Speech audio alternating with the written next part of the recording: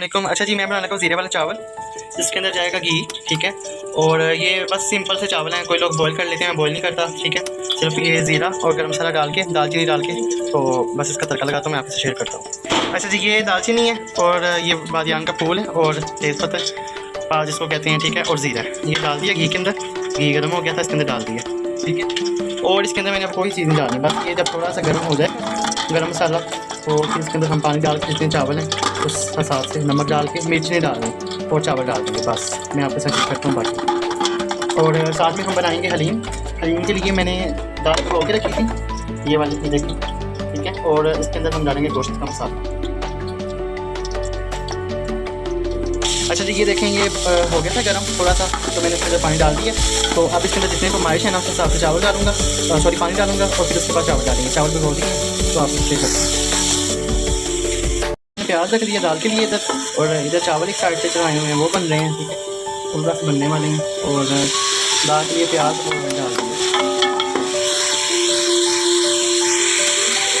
मेरा मसाला हो गया फ्राई, ठीक है। अब मैं इसके अंदर डालूंगा स्पाइसेस में गरम मसाला पिसा हुआ, ठीक है। ये कुशक धनिया, अजवाइन, ज़ीरा, लाल मिर्च, ठीक है, हल्दी और नमक। बाकी ये चिकन पाउडर वगैरह जो है ना, वो बाद में डालेंगे फ्राई। अब मैं इसके अंदर डाल रहा हूँ ये स्पाइसेस डालती हूँ, अच्छे तरीके से फ्राई करेंगे।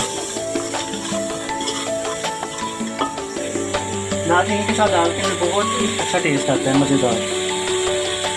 ये थोड़ा सा पानी डालते हैं, मसाला अच्छे तरीके से फ्राई हो जाएगा।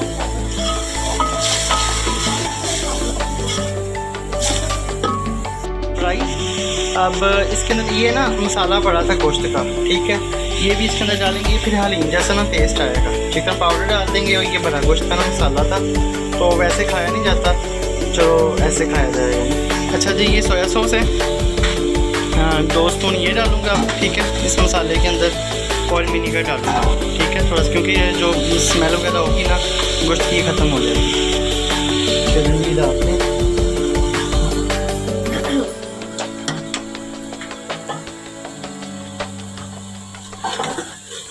2 स्पून के करीब ये डालना सोया सॉस, 2 स्पून के करीब डालना विनीगर। विनीगर से ये भी होता है कि मसाला जो है ना अपना घी छोड़ देता है। अच्छा जी, ये मेरा मसाला भी हो गया तैयार। अब ये जो दाल थी ना, मैंने इसका पानी निकाल लिया, दाल को खुश्क कर लिया। अब ये इस मसाले के अंदर डाल देंगे।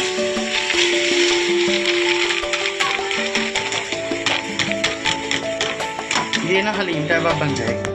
आप बोलें कि देसी हलीम मेरे स्टाइल में, उसामा के स्टाइल में। अच्छा जी, ये मसाला मैंने डाल दिया था, मसाले के अंदर दाल भी और गोश्त भी, ठीक है। अब ये इसने घी छोड़ दिया।